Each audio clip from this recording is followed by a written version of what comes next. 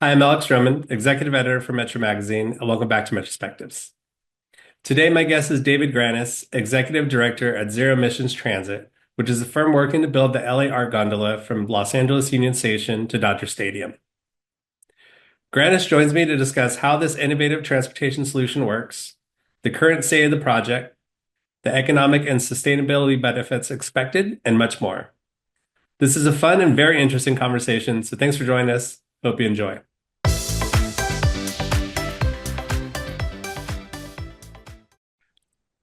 Thanks for joining me today, David. How are you doing today? Well, and you? I'm doing fine, thank you. Thanks for joining us to talk about LA's gondola project, a big deal here in LA, where I'm based in Long Beach. So I'm fairly close to the project. Wanted to start first with the project itself. Can you discuss what it is and why it matters to cities? The proposed gondola project. Sure, happy to. So, actually, the history of this goes back over 30 years. Hmm. When Union Station was owned by Catellus, they did a master plan at that station. And Catellus was a spinoff of Southern Pacific Railroad. Okay. And they owned the station. And at the time of entitlement, they actually entitled over the tracks for a professional sports arena that would house basketball and hockey. Hmm. But the question was, how do you connect up the hill to the baseball? And so a study had been done actually in the late 80s, it was 89, 90, that basically assessed ways to get, transit-wise to get to Dodger Stadium. And because of the grades, you cannot connect up there. And also Elysian Park, which is the city's oldest and second largest park in Los Angeles, Hmm. doesn't have any transit. So you got two reasons to want to do that for obvious reasons. Also, when the Dodgers came to LA, the stadium was given a conditional use permit by the city. The property is actually zoned agricultural, Hmm. but that conditional use permit had one of the conditions that indicated you'll always work to connect to public transit. And so there was a whole lot of imperatives of why you would want to do that. But from a first last mile standpoint, you have, over 4 million people a year visit Dodger Stadium for baseball games. That doesn't count concerts. That doesn't count Elysian Park visitors. So you've got a lot of people trying to get somewhere, and the only way to get there is in a car. And so the best alternative was really to take a look at how could you connect up the hill. Also, if you draw a radius around or from home plate out into the region to figure out how far out do Dodger fans come from, it's 50 miles. It's 50 miles, in every direction. And so Right. utilizing, Metrolink, utilizing, in some cases, Amtrak, utilizing certainly the metro system, and connecting is really a great opportunity. And, I've ridden the Angels, Metrolink Express that they have down to Anaheim. Hmm. It's really wonderful. It's very, very convenient, right? And Dodger Stadium Express is a nice service, but our capacity is almost 10 times what Dodger Stadium Express can carry. So for those reasons and kind of that historical context, there's always been kind of an imperative to try and connect to this, what is the most well-attended Major League Baseball venue in MLB. Okay. I guess before we talk about, what kind of spurred this to start moving again, since it's been kind of explored for decades now, I wanted to maybe backtrack a little bit and explain the gondola and some of the technology behind that. Sure. So the gondola is a 1.2 mile aerial system, and there are different types of aerial transport. If you're familiar with the Palm Springs aerial, that's actually an aerial tram, similar to Portland. Two cabins, one up, one down. A gondola is continually circulating with multiple cabins, and there are two different types of gondolas. In our case, we're using the high capacity gondola, which is called a 3S. Mexico City, for example, uses a monocable. So every cabin can carry 8 to 10 people. Our cabins can carry up to 40 people per Hmm. cabin. So that's why we're higher capacity. It's called 3S because there's three cables. Seil in German means rope. And so there's three ropes, two outboard to support the cabin and one to haul it. We have three stations. passenger stations as part of this system between Union Station and Elysian Park. The first is at Union Station, serving both El Pueblo and Union Station. So that means Alvera Street, which is a really important thing for those retailers that were hit pretty hard during COVID. Right. And then we have an interim station at the request of the Chinatown community at the what's called the Chinatown State Park Station at the LA State Historic Park, which is about a block from the center of Chinatown at Broadway and College. And then our Dodger Stadium station up the hill. We have three towers. That's a nice thing about these larger 3S systems. They don't require a tower every 600 feet. And so there's only three towers. And then there's what's called a junction, which is really for turning the gondola system. So the technology is very old. It was really developed for mining purposes to get miners up and down mountainside.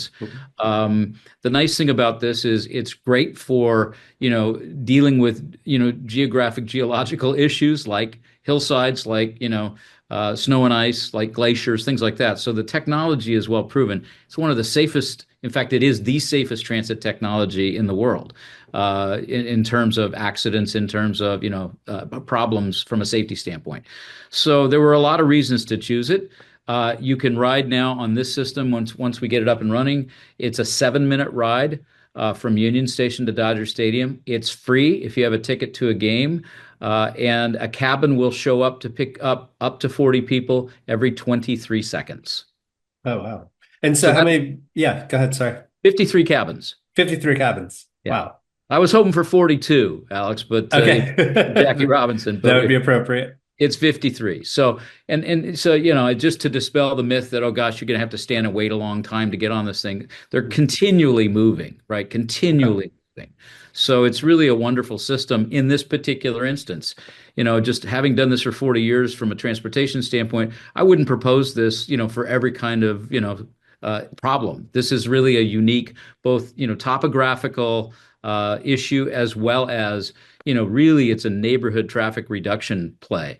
Lots of congestion in these neighborhoods, lots of air pollution, greenhouse gas emissions, et cetera. And this really alleviates a lot of that. We can take about 3,000 cars out of the 17,000 out of the parking lot just by people riding this gondola. Wow.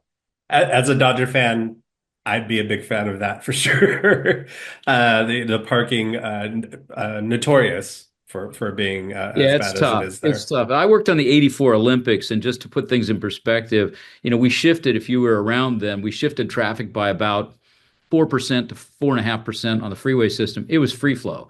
So just kind of picture taking 20% of the traffic out of a Dodger game on a day over day basis. That'll make a big difference to your point of traffic and parking problems. Right. And so talk a little bit about why this picked up steam again. It's been several years. I mean, this pre-pandemic, this had picked up steam again to get moving. Can you talk about some of the reasons why it was kind of it's building steam and moving forward? Sure. So as I mentioned, I worked on the Union Station Master Plan. I guess the first reason is I'm stubborn. I never want to let go of a good idea. Um, the main impetus for this was really, back in 2014, 15, the ownership of the parking lot. So the team had been sold to the current group that owns the team, Mhm. but all the land surrounding there was jointly owned by two entities, including McCourt Global. Right. And so I was approached to really take a look at, hey, we've always had this imperative to connect to transit. Are there any good ideas out there, good ways to do that? So we basically did what I call a fatal flaw analysis of a bunch of different ideas, right? And Okay. what really rose to the top was an aerial technology.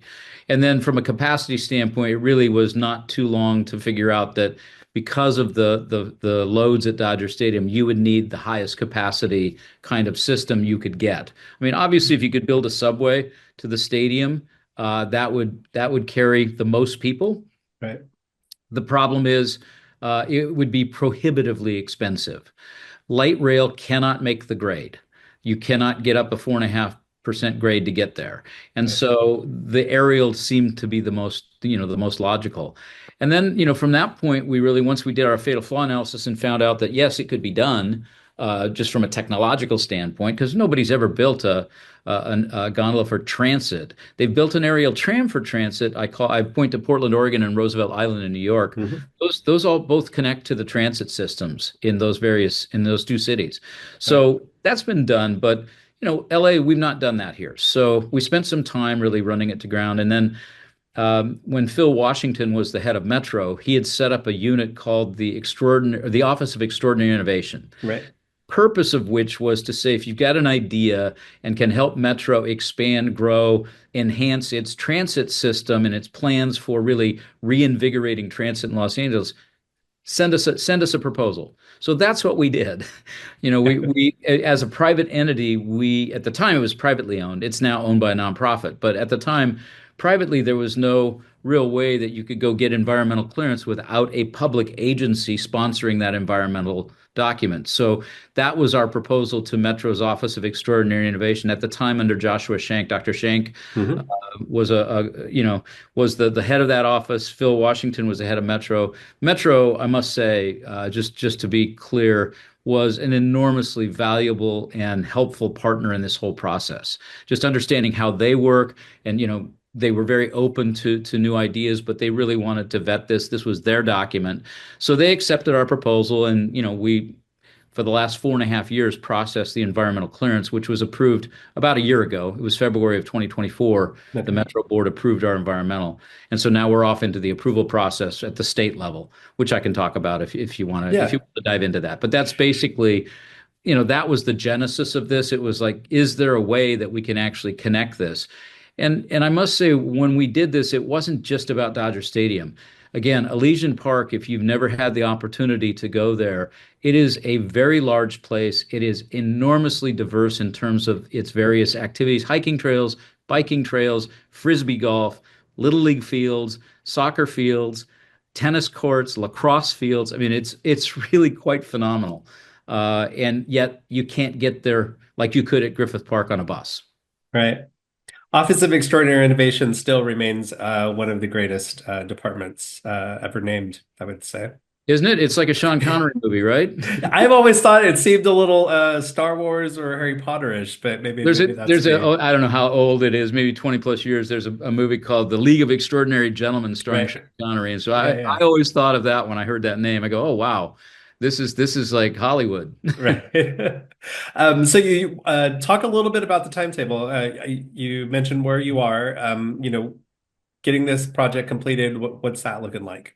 We really were trying, and still are trying really hard to be done in time for the 2028 games. I don't want to pull Okay. any punches and suggest that that's a walk in the park. I think it'll be very difficult just because we still have some approvals to go through, but Right. we're trying, and it's still hope still is there. So, and particularly given that a few weeks ago the Olympic Committee, indicated that Dodger Stadium would be the venue for baseball in 2028. Hmm.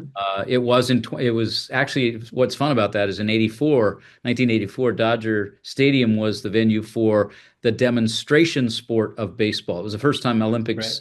the Olympics profiled baseball. So it'll be very different this time because there'll be a lot more teams, there'll be a lot more countries participating than were in 84. I think we had six. I want to my memory may be faulty, but I think there were like six teams that competed because it was demonstration. Right. So we are currently processing through the State Department of Transportation and the State Department of the Parks and Recreation Department of the state of California. So State Parks owns and manages the LA State Historic Park, where that is where Chinatown wanted the interim station. And so that park is not an old park. It was, I think, created about 10 years ago, maybe a little less. It was when it opened. It used to be an old rail yard, so it's got a transportation history, which is kind of wonderful, right? Hmm. Because it was all part of the rail transport in Los Angeles. It's a beautiful facility. It's about 32 acres, and we would provide access to what is the southernmost portion of the park.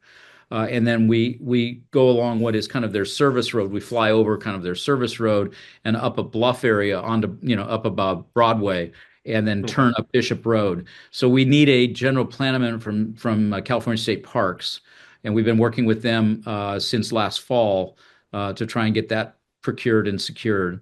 And then Caltrans, we're flying over the State Route 110 freeway. And as Okay. such, we require permission to fly over, and then Caltrans is going to want to give us what they call an airspace lease, which will indemnify them and create the opportunity for them to protect the state highway system, meanwhile also enhancing. They support the project quite a bit because it does alleviate some of the traffic on the 110, which they like. So, Right. but we have to get those two things. We're projected to have those secured this year.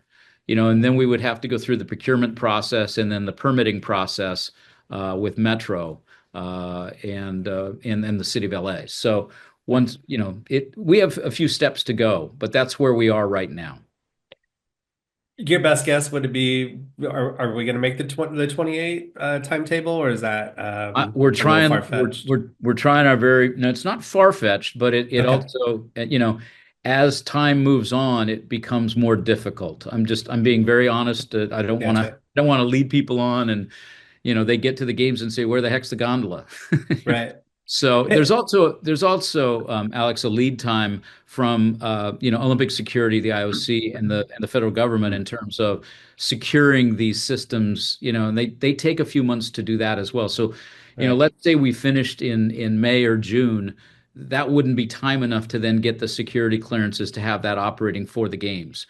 It Gotcha. might be enough to get it to operate for the Paralympic Games, just dependent upon the lag time between the two. But Mm-hmm.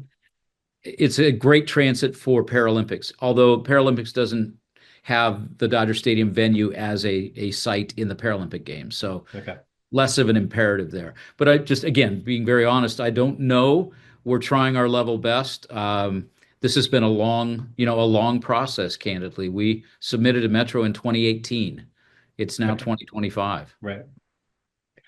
I'm curious because a lot of these projects need community involvement. I'm curious what that feedback was like. Talking about a technology that people aren't used to, and if you listen and if you think about it, seems a little out there, slightly.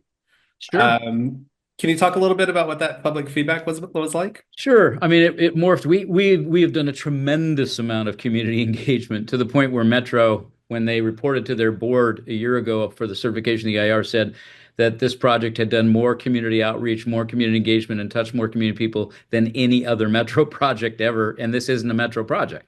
Wow.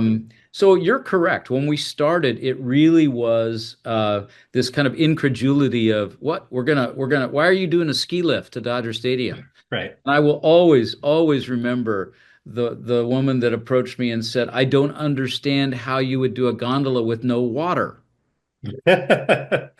So, yes, there was a fair amount of disbelief or kind of like, well, that's odd. But then when and actually more people are familiar with the technology thanks to what's happening all over the world. Right. So one of the groups we engaged with pretty heavily. There's a residential community of affordable housing called Willie Mead Homes, which is in the Mission Junction area, which is right across the street from the LA State Historic Park. And, predominantly Mexican American, Central American population there. Well, guess what? There are gondolas in Mexico City. And when people went back to visit family or friends, they rode the gondola system. So they understood immediately what that meant. Right. If you've been to New York or Portland, you understood immediately what that connectivity could do and what that meant. I would say we went from kind of like educating people that this is real transit, and a lot of that was explaining the capacity of this 3S system, which is very different than a theme park ride, Right. where maybe you'll take a couple hundred people an hour. And just to put in perspective, the aerial tram in Portland carries maybe about 2 to 3,000 people per hour, Okay. and we carry close to 6,000 people per hour per direction. So a big change there, big shift. Right. But as we went through the public engagement process, there was concerns like those rowdy Dodger fans are going to throw stuff out of the cabins onto my backyard, or you'll be able to see into my windows or my private area, my home that. Right. Well, technologically, we spent a fair amount of time explaining to people. So as we went through this process, we really got to a point where we really drilled down on this to find out, what can we do to alleviate those concerns? Well, the part about people throwing things out of the cabin was easy because the cabins are sealed, they're air conditioned, there are vents, but there's no way somebody could throw anything out of the cabin. Right. On the other hand, the privacy issue in certain areas is real. And so the precursor for us was the Toulouse 3S gondola system that goes through some residential areas in Toulouse, France. Okay. And they created a system where the windows in those cabins, it's geofenced. And so as they go by windows, the cabins fog so that you Hmm. can't see out. So Amazing. we spent a lot of time doing things like this. I'm giving you just a small example. Yeah, I bet. I would say overwhelmingly most of once we got going and explained the system, there is a cabin you can visit at Dodger Stadium and I kind of see and feel and touch and sit in the cabin. It's right by parking lot H. But Okay. basically, once people kind of got a sense of it and looked into it on their own, and we answered all their questions. I, I'd say about 70 to 75% of the people we engage with think this is a great idea and are very supportive. There are those that, are very concerned that it's going to, be a real negative from a community character standpoint, or it's going to gentrify the community. Those aren't illegitimate concerns, but candidly, if you look at where this has been done, I grew up in Portland, Oregon, so I'm very familiar with the city. I'm very familiar with that system. Right. And they built it over a neighborhood, and the neighborhood, really actually really likes this system now. It alleviates traffic on the ground. It actually provided some connectivity benefits to them to the waterfront. It improved the waterfront. So that's kind of what we're up to. We're trying to actually create connectivity, improve, both environment and economy. The Chinatown community really sees this as a potential boost from an economic standpoint, which I agree with. So it's been an evolutionary process, really, to go back to your initial question of, kind of how has that process of engagement gone? Right. It went from, that's weird to I get it, but what about A, B, C, D? And then we dive in and answer those things. And again, we have a lot of community support for this now. When I say community support, I'm really talking regionally. This is a regional project of regional benefit. Right. And talk about some of that benefit that was found from a business perspective. What do those people believe? How do these people feel that the gondola will Sure. eventually help their business? So I'll give you a couple examples. Great first example, I'll just go to Alvera Street in El Pueblo. So by putting the station over the street, not on the Union Station side, but like in the middle of the street. So we're on columns 35 feet above the street. Right. Street stays exactly in an operating condition the way it is or it wants to be. But we touch down on both sides. And so one of the things we did is working with Metro, we decided that anybody coming to get on the gondola other than transit, meaning if they were coming in a TNC, they would actually be dropped off on the other side of Alvera Street and have to walk through Alvera Street to get to our station.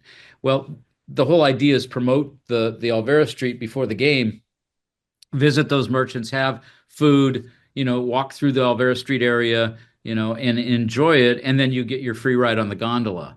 Right. And so the retail community there was very, very, grateful and supportive. Similarly in Chinatown, I think the idea is, and each of these stations will be branded for those areas, and we will be promoting part of our conditions of approval at Metro were, really set aside part of your operating budget to promote these areas of Chinatown, the local businesses, promote Alvera Street, the local businesses, create partnerships in terms of have dinner, ride the gondola, get a discount on swag at Dodger Stadium. So those kinds of Okay. things where we create those cross-marketing opportunities that really help the local merchants, the local community, and actually spur visits. I mean, if you think about it, it's fun. The Portland Aerial Tram's busiest day is Sunday. Okay. The hospital is open, but the medical office building is closed, and that's what the tram connects. Why Sunday? Because people ride it to go take pictures of Mount Hood. It's Right. tourists, it's local families.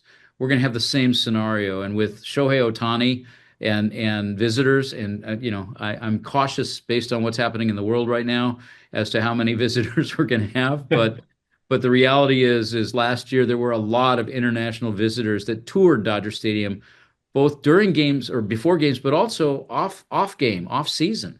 Right. And so, it really gives you the opportunity of linking up, forget about just the baseball that we're operating 365 days a year on a transit schedule. So it gives people the opportunity to connect with those communities and promote Chinatown, visit Chinatown, eat in Chinatown, ride the gondola, take a view of LA, but stop back at the Chinatown station, and walk around Chinatown. So that's really what we're up to. Yeah.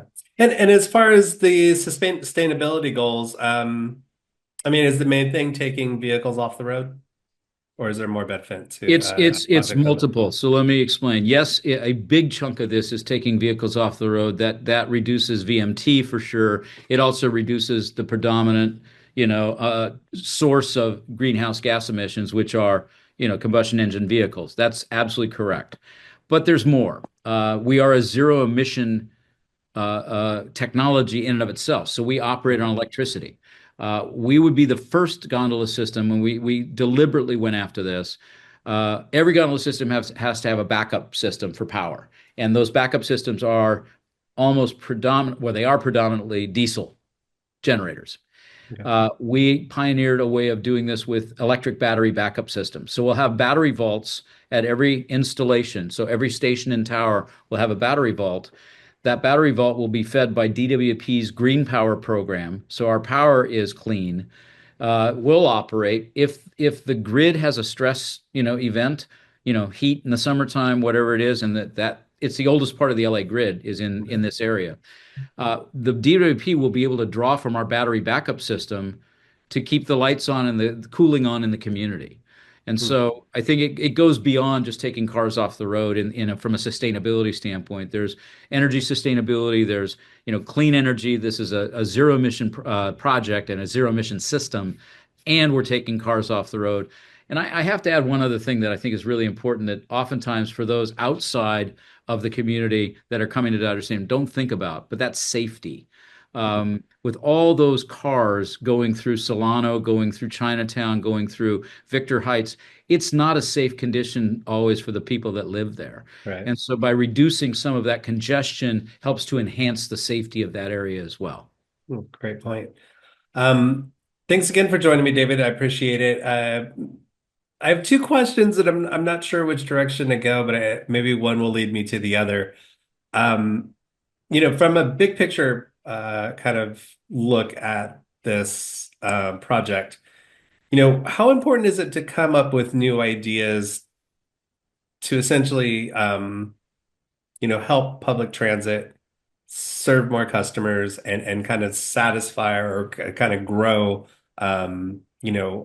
ways that public transit can be utilized? I think you ask a wonderful question, something that I think anybody involved in the transportation world should be thinking about, all the time. Hmm. So with this project, I call it kind of the cool factor, the wow factor. Right. Yes, to my Portland example of where people ride that system on Sundays so that they can, go up and get pictures of Mount Hood. This system, you can see LA. You're up 275 feet in the air. You can see a lot of stuff, and it becomes a good experience. And I did a lot of consulting for the Walt Disney Company many years ago, and they taught me guest experience is everything. And Right. I think if we applied that more to our public transit system and really, and I think, there's been a lot of headway in that regard, and a lot of good things have happened there, not just public safety, but I think creating good experiences, right? Creating those experiences that say, wow, this is something I really enjoy doing. I choose to do this because it's more fun, because it's a good experience. I'm going to do it again. If you have a bad experience, you're unlikely to come back. Right. So, you should always really look at that experiential aspect of this. And I think that's the one edge that a project like this has. The second aspect of that, in my view, is zero emission and a carbon free future. That's what zero emission transit's all about. And Hmm. this becomes an iconic way. I mean, my personal opinion is, once we're up and running, if you see a sports broadcast from LA, you usually see the Santa Monica Pier, Venice Right. Beach, the The Hollywood Hollywood sign, sign. but I think you'll see the gondola. And that sends a really strong message that, hey, this is transit, this is a transit connector, and you can ride it free to go to a baseball game. So why not get on public transit? Great. Thank you. Anything you'd like to add? Maybe something I should have asked or any closing thoughts? Gosh, you've done a beautiful job of really kind of asking all the probing and important questions in my view. So thank you. Well, great. Thank you. Thanks for your time. Go Dodgers. And Go I Dodgers. appreciate it.